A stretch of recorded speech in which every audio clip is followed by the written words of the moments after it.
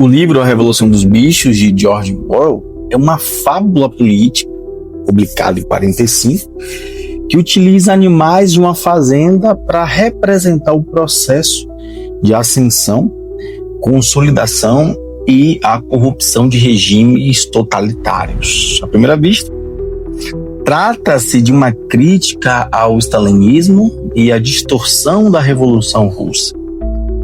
No entanto, a obra conseguiu ultrapassar o contexto histórico específico para o qual ela foi escrita e se revelou ali mecanismos psíquicos e sociais que repetem em diferentes épocas e sociedades, inclusive no nosso atual cenário. Sob a ótica da psicanálise, nós podemos enxergar os personagens e processos narrativos como expressões de pulsões humanas, mecanismos inconscientes, projeções e identificações coletivas. Já sob a lente política, a obra desvela as engrenagens do poder, a manipulação da linguagem, a criação de ideologias e o processo ali pelo qual uma revolução libertadora pode se transformar em uma nova forma de expressão.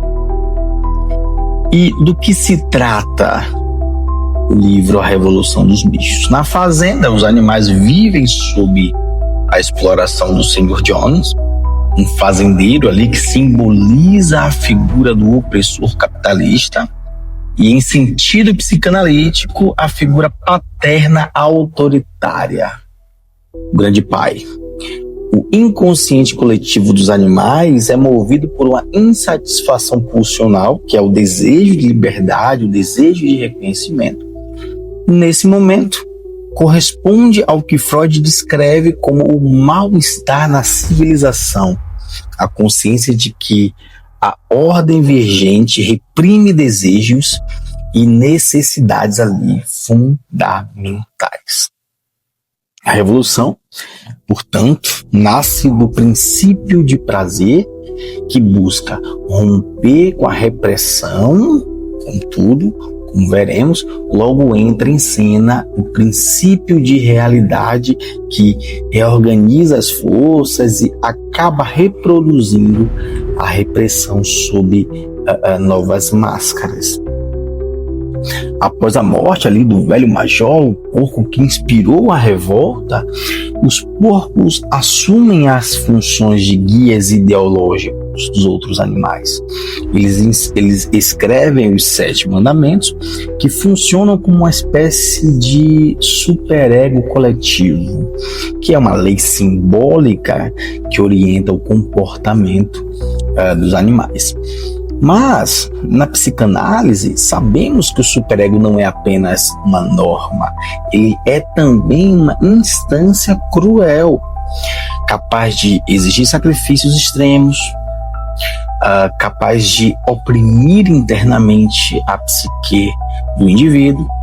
E, politicamente, a manipulação dos mandamentos pelos porcos revela como o discurso ideológico pode ser flexibilizado para justificar o poder, a linguagem que eles impõem. E a linguagem aqui não transmite a verdade, mas cria a verdade que convém ao dominante. Quando o mandamento, entre aspas, todos os animais são iguais, se transforma em todos os animais são iguais, mas alguns são mais iguais que os outros, vemos a perversão tanto do ponto de vista psicanalítico, o gozo da exceção, quanto político, que é a legitimação da desigualdade sob o manto da igualdade. Napoleão, o porco que assume o comando da fazenda, ele encarna o líder totalitário e, psicanaliticamente falando, ele representa a figura do pai da horda primeva. que, segundo Freud, em Totem Tabu, é um pai que não reconhece limites, detentor de todo o poder, detentor de todo o gozo. Politicamente, Napoleão simboliza a ascensão do stalinismo, mas também pode ser lido como arquétipo do ditador moderno. Ele se apoia ali em 3 pilares: o monopólio da violência, que é através dos cães, que funcionam como uma polícia secreta; o controle da memória e da linguagem, reescrevendo os mandamentos, distorcendo os fatos; a manipulação do gozo coletivo, os rituais, as músicas, as festas que mantêm os animais identificados com a causa, digamos assim.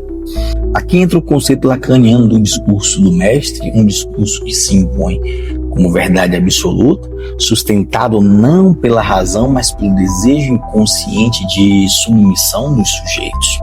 O boxer, o cavalo trabalhador, é uma das figuras mais trágicas da obra. Seu lema, entre aspas, trabalharei mais ainda, fecha aspas, mostra como o sujeito pode se identificar cegamente com o ideal imposto, a ponto de se sacrificar, ir até o limite.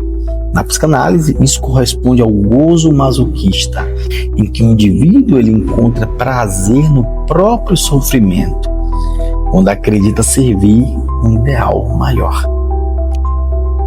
Politicamente, Boxer simboliza a classe trabalhadora que sustenta o sistema sem perceber que está sendo explorada. Sua morte, vendida como um sacrifício nobre, mostra a crueldade do poder que instrumentaliza o sujeito até o esgotamento, descartando quando já não mais serve. O processo da narrativa mostra uma transição da esperança libertadora à instauração de um regime ainda mais opressor. Esse movimento repete um ciclo que Freud já apontava. A tentativa de abolir a repressão sempre gera uma nova forma de repressão. Na política, isso se expressa na máxima: toda revolução corre o risco de trair seus próprios ideais. A substituição do homem pelo porco como figura dominante mostra que a estrutura de dominação não desapareceu, apenas mudou de roupagem. A cena final, em que os animais não distinguem mais homens e porcos, representa ali a fusão simbólica entre o opressor e o oprimido. O retorno ao ponto inicial, mas com um agravante. Agora, a opressão ela é legitimada em nome da própria revolução. Do ponto de vista psicanalítico, a revolução dos bichos mostra como os sujeitos buscam um outro absoluto para dar sentido à sua existência, mesmo que isso implique em submissão. A necessidade de líderes fortes, de discursos que simplificam a realidade, é uma constante no inconsciente social.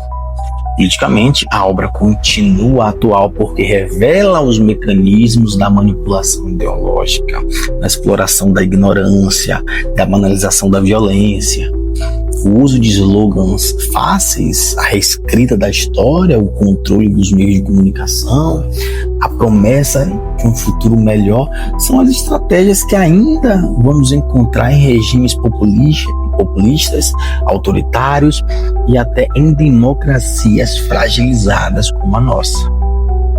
A conclusão é que a Revolução dos Bichos não é apenas uma fábula sobre a União Soviética, é um espelho real das sociedades humanas e de seus impasses psíquicos e políticos. Pela psicanálise, entendemos como os desejos inconscientes de submissão, identificação e gozo sustentam o poder. Pela política, vemos como a linguagem e a ideologia estruturam sistemas de dominação. O livro nos lembra que a verdadeira revolução não é apenas externa, o dar quem governa, mas também interna, enfrentar nossos próprios mecanismos de desejo pelo autoritarismo. pela submissão e pela ilusão de um pai protetor. Sem essa dimensão psíquica, toda revolução corre o risco de repetir o ciclo que o Orwell magistralmente denunciou.